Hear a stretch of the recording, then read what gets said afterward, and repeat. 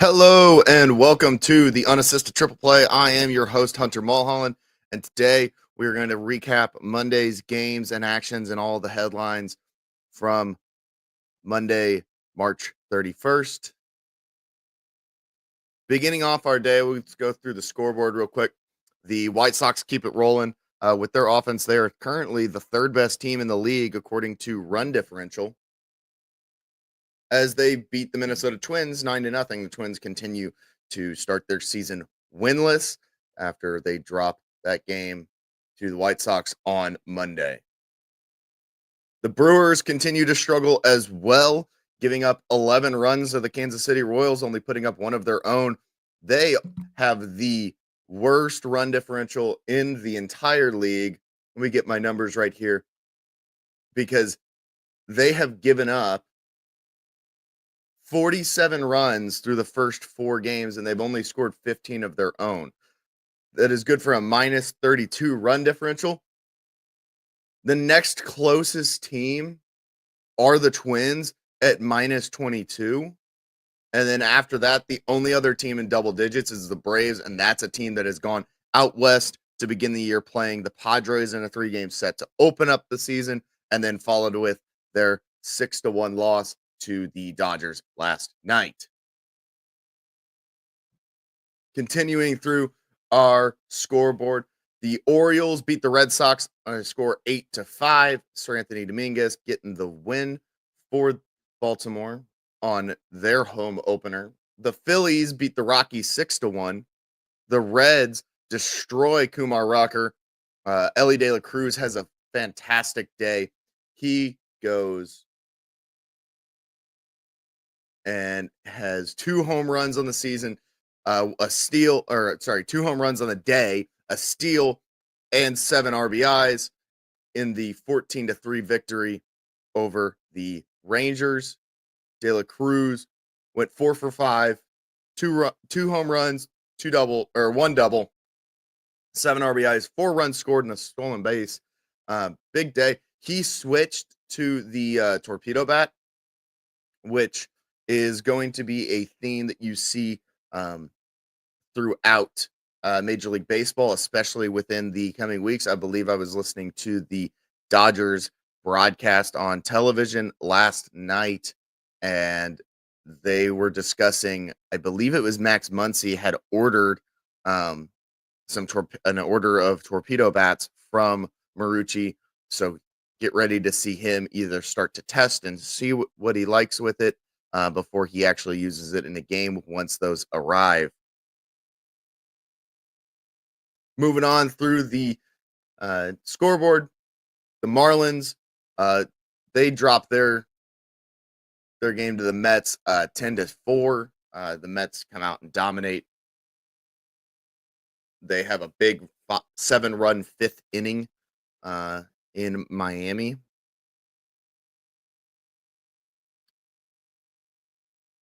The Pirates dropped their game to the Rays. Pirates now 1-4 on the season after they drop their set to the Marlins, and then they go to George Steinbrenner Field, which is the home of the Tampa Bay Rays. That sounds wrong, but with the situation going on at Tropicana Field and the hurricane, the Rays are having to play their home games elsewhere.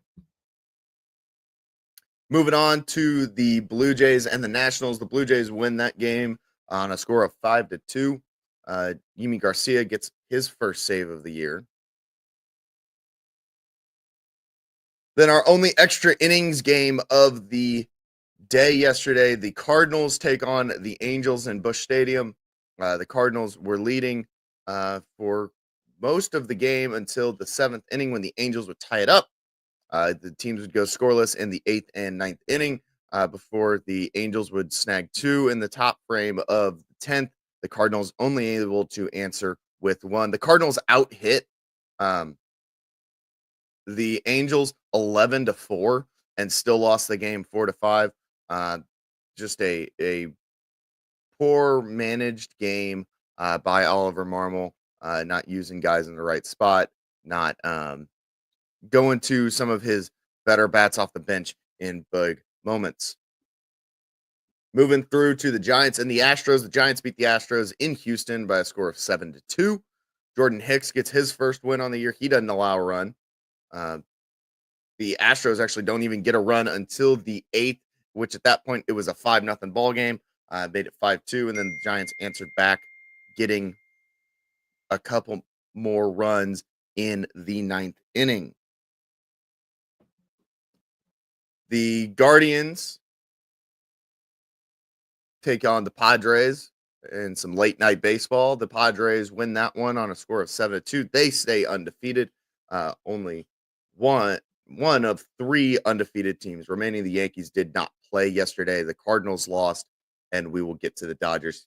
And we've already spoken about the Dodgers beating the Braves by a score of 6-1. The Tigers opened their game by putting up 6 in the top half of the first against the Mariners, and would go on to win the game 9-6.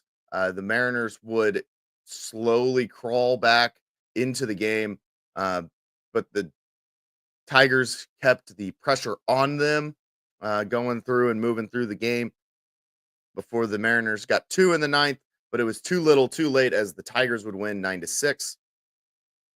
Meanwhile, the Cubs destroy I almost said Oakland, the A's in their Sacramento home to start off the season, their first game at their home ballpark for the year. The Cubs win 18-3, including the first cycle of the Major League season thus far. Carson Kelly, the catcher for the Chicago Cubs, former St. Louis Cardinal, former Arizona Diamondback, he would go out and have himself a day getting a cycle. He entered the bottom of the 8th, a triple shy, and he would get it done.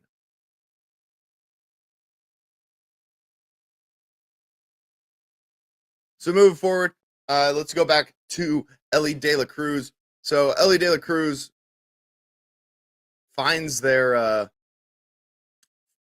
his rhythm, momentum, in yesterday's ball game as they routed the Rangers.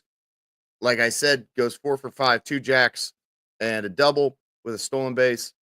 He was a triple shy of the cycle. He could have done it before Carson Kelly did it in the nightcap. But he made the switch to the torpedo bat, and see if I can find the quote here from manager Terry Francona.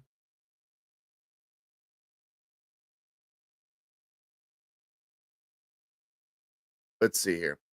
Our guys are going to order what they're comfortable with. Francona said before the game, bats are really personal. Whatever guys want to use, as long as they're MLB approved, I don't care. We can't be whipping out the Wonder Boy. If you've not seen The Natural, go watch it. I'm not going to write it down for you. But it's a big key for Francona. He's an old school manager. He's going to be a Hall of Fame manager when his career is said and done, managing a team in Major League Baseball. But he's coming out and saying, we don't care. I'm not going to force my old school way of thinking and be closed-minded to the advancements that are being made towards the betterment of hitters. A lot of things in the past few years have gone towards the pitchers, and I know that a lot of baseball media is covering the torpedo bats. It's just such a big story inside of the early portion of this season, because a lot of teams either did not know about it. The Yankees started to roll it out. Marucci's starting to roll it out to the public now. You can actually go on their website and buy a pro model from them.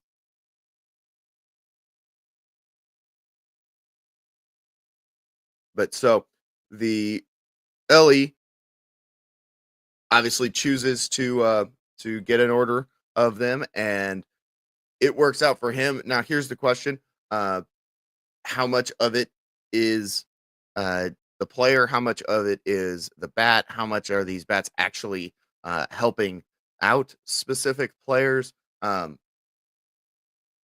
Terry Francona also stated it's more the player than the bat on Elly's big night. Um, so it could kind of go, well, he's kind of one of the biggest stars in Major League Baseball. He's one of the three young guys on the cover of MLB The Show this season. How much of it is realistically him just being a good ball player versus, oh, well, now instead of mishitting, we're barreling.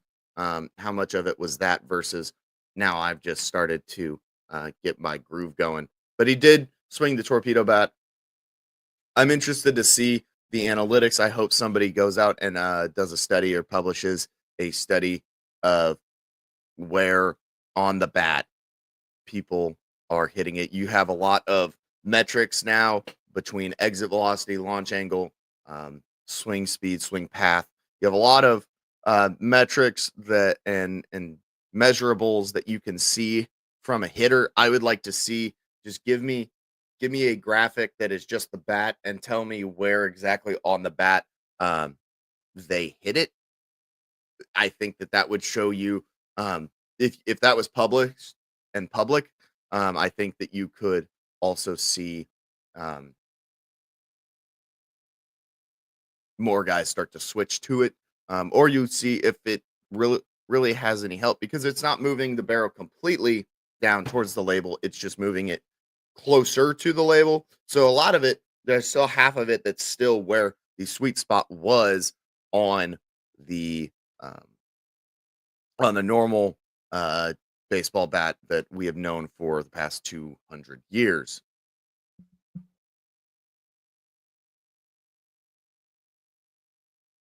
Let's go ahead and take a look at the standings.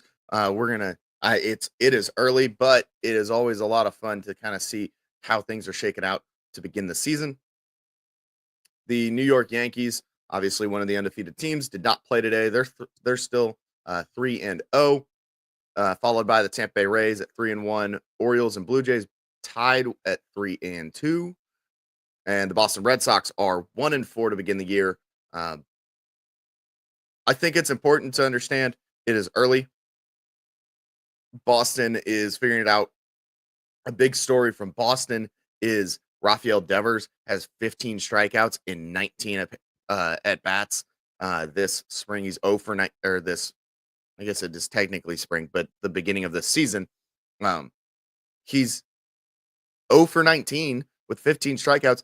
Ever since they moved him to designated hitter, it just kind of seems like he can't hit. So it's going to be interesting to see if Rafael Devers flips a switch. If he does not, he's such a massive cog in the offense of the Boston Red Sox. It is going to be very, very different to see um, whether or not they are going to dig themselves into a hole that they cannot get back out of. It's a long year, but every game counts the same. Now you bounce over to the American League Central. The Guardians, White Sox, and Royals are all 2-2. I did not think I was going to say that the Chicago White Sox were 2-2 to open the season. I would have expected maybe they're 1-4, but they get the job done. They go 1-2 against the Angels, and they ultimately uh,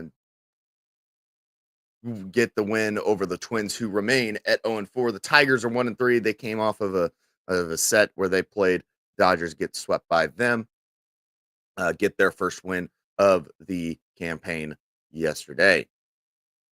Going to the AL West, the Mariners and Athletics are 2-3. The Astros 2-2, Rangers 3-2, and the Angels are 3-1 after their extra inning win over the Cardinals.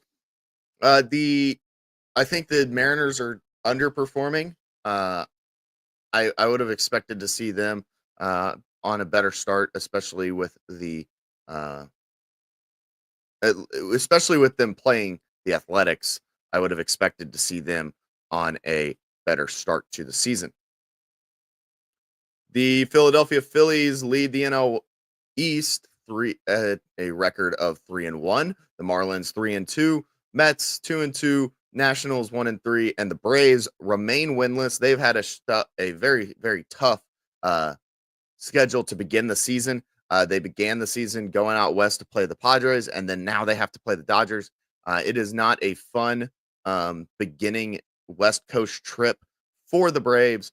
They will head back home soon, and hopefully they can get moving a little bit better. They got Spencer Strider back, which was a big loss last season.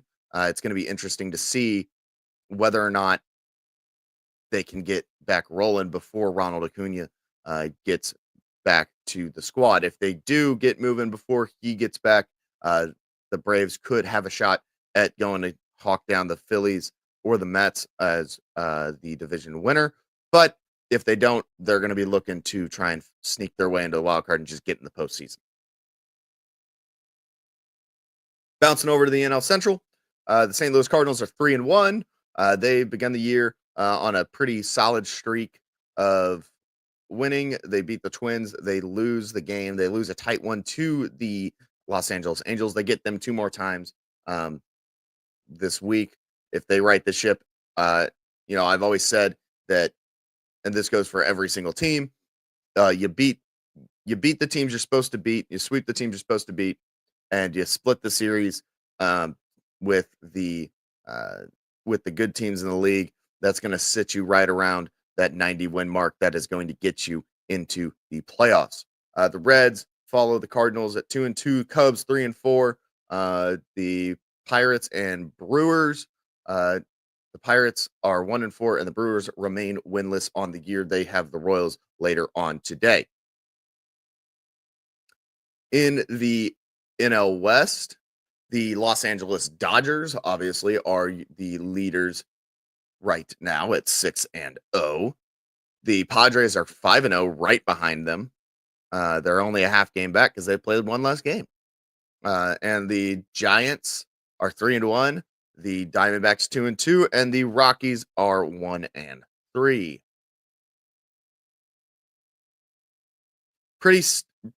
I'd say it's a pretty expected beginning to the year. You expect the Dodgers and the Phillies to be in that top spot. The Rangers fighting for that top spot unexpectedly with the Angels.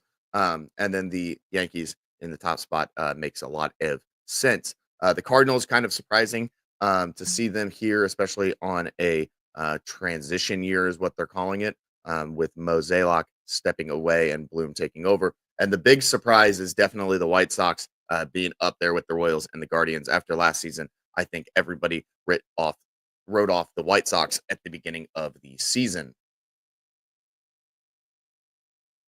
Moving on to today's game. We do not have any baseball before 5:40 Central Time. The Rangers and the Reds will get going at Great American Ballpark later on today with Spires taking on Evaldi. The Mets and the Marlins will get it moving again at 5:40 Central Time in Miami with Kodai Senga on the mound for the Mets and Sandy Alcantara on the mound for the Marlins. The Pirates and the Rays get moving once again at George Steinbrenner Field out in Tampa. Shane Baz and Harrington are your starters today for that one. The Diamondbacks and Yankees, we start getting to the 6 p.m. start times Central. The Yankees and the Diamondbacks get moving at Yankee Stadium. The Corbin Burns and Will Warren will be your pitchers for that one. The Nationals and the Blue Jays get moving in Toronto at Rogers Center. Jose Barrios will take on Williams in that match. The White Sox and the Twins get moving. Now we're moving closer to the 7 p.m. start. The White Sox and the Twins get moving on the south side with Smith taking on Woods Richardson. The Royals and the Brewers go moving up at AmFam, as I will still always call it in my heart, is Miller Park. Patrick will take on Michael Lorenzen. The Cardinals and the Angels get moving in Busch Stadium at 7:45 Eastern Time, so 6:45 Central, with Kyle Hendricks, Cardinal known killer, It is going to be a interesting one to see if the Magic went with him out west, and he will take on Matthew Liberatore in that batch.